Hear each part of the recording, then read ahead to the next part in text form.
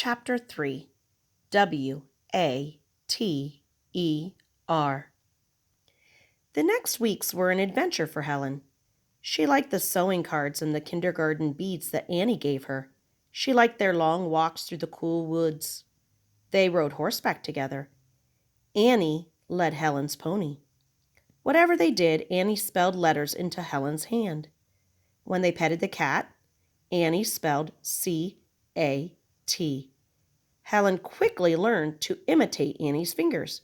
She could make the letters for C-A-K-E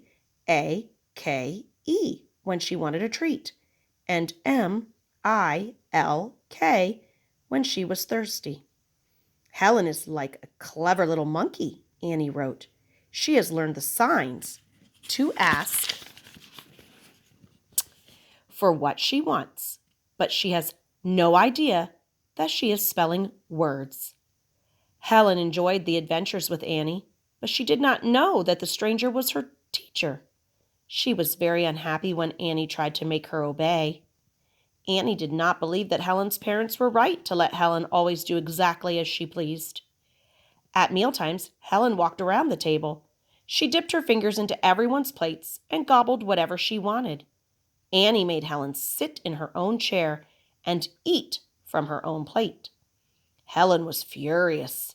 When Annie gave her a spoon, Helen threw it on the floor and kicked the table.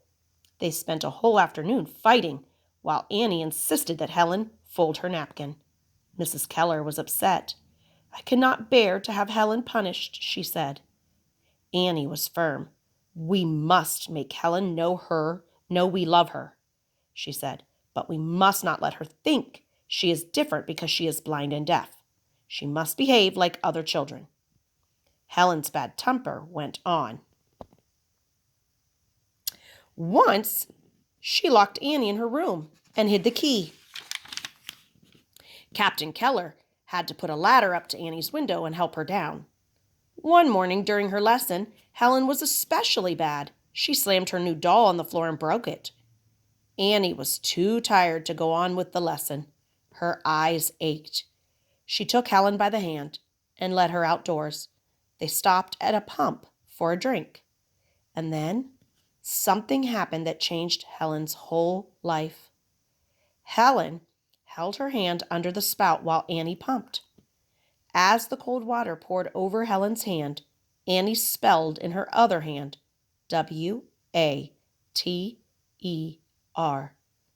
A new expression came into Helen's face. She spelled water several times herself, and then she pointed to the ground. Annie quickly spelled G-R-O-U-N-D. Helen jumped up. She suddenly realized that she was understanding words. She pointed to Annie, and Annie spelled T-E-A-C-H-E-R. Helen never called Annie by any other name. Then Helen pointed to herself, and Annie slowly spelled out H-E-L-E-N-K-E-L-L-E-R. Helen's face broke into a wide smile. It was the first time she knew that she had a name. Helen and Annie were both excited. They raced to the house to find Mrs. Keller. Helen threw herself into her mother's arms while Annie spelled M-O-T-H-E-R into her hand. When Helen nodded to show that she understood, there were tears of happiness in Mrs. Keller's eyes. As the rest of the day, Helen ran about touching things, and Annie spelled the names. When she touched her little sister, Annie spelled B-A-B-Y. At supper, Annie rubbed her fingers. "No wonder my hand is numb from spelling," she said, smiling at Captain Keller. "Helen is trying to make up in one day what other children have taken 6 years to learn." When Helen went to bed that night, she kissed her teacher for the first time.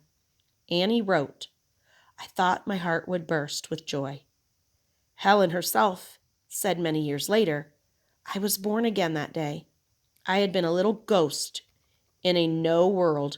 Now I knew my name. I was a person. I could understand people and make them understand me.